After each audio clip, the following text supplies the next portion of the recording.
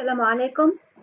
Dans cette vidéo, je vais vous expliquer le principe de l'algorithme de Kruskal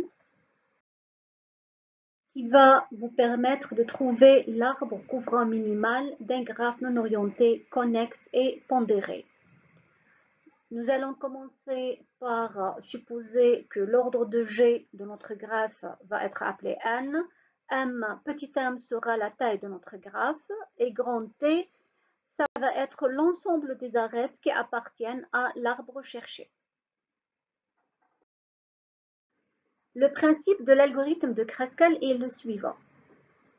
On va commencer par trier toutes les arêtes de notre graphe, qu'on appellera ici petit a, dans l'ordre croissant de leur poids. Puis nous allons initialiser à l'ensemble vide, l'ensemble grand T, qui va contenir pour nous toutes les arêtes de l'arbre cherché. On va initialiser également un compteur K à la valeur 1. L'algorithme de Kruskal repose sur une boucle tant-que qui travaille sur une condition composée. La première partie de la condition, c'est que K, notre compteur, qui vient d'être initialisé à 1 ici, doit être inférieur ou égal à 1. Pourquoi? Parce qu'il va nous servir à compter ou bien à parcourir toutes les arêtes de notre graphe. Et la cardinalité de T, c'est-à-dire la taille de l'ensemble T, la taille de notre arbre, n'a pas atteint n-1. Parce que si vous atteignez la valeur n-1, c'est que vous devez arrêter. Vous devez vous arrêter puisque nous avons déjà vu dans une vidéo précédente que pour chaque arbre, sa taille est égale toujours à n-1. Donc, tant que ces deux parties de conditions sont vérifiées, on va boucler sur ce travail-là. Si nous avons une condition, si l'ajout de l'arête numéro K, rappelons que les arêtes sont ordonnées par ordre croissant des poids, donc si l'ajout de l'arête numéro K ne crée pas de cycle, alors on va l'ajouter à notre arbre. Si vous trouvez que votre arête crée le cycle, donc vous allez sauter tout simplement cette instruction.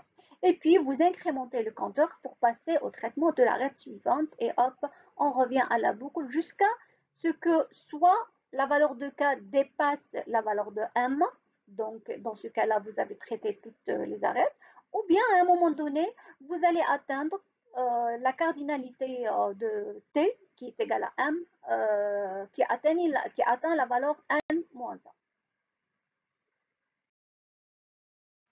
Pour bien comprendre l'algorithme de Kruskal, nous allons l'appliquer sur ce graphe-là qui est pondéré pour trouver son arbre couvrant minimal.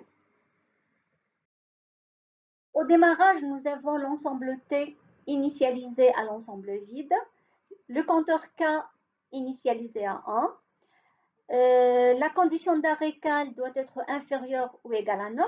Le 9 ici, c'est le nombre d'arêtes de notre graphe.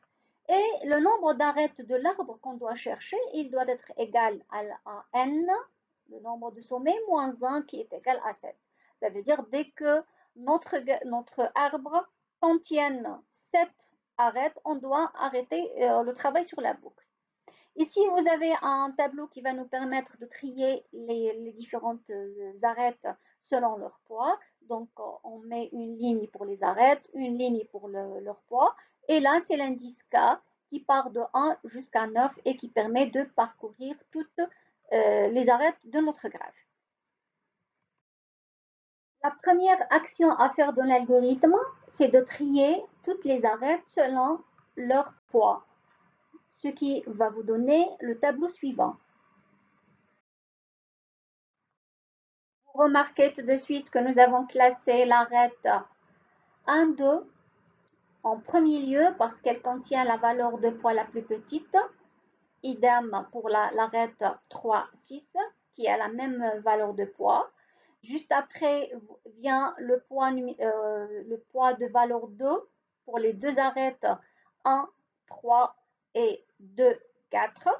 Et de la même façon, vous continuez à classer toutes vos arêtes et vous obtenez ce tri-là.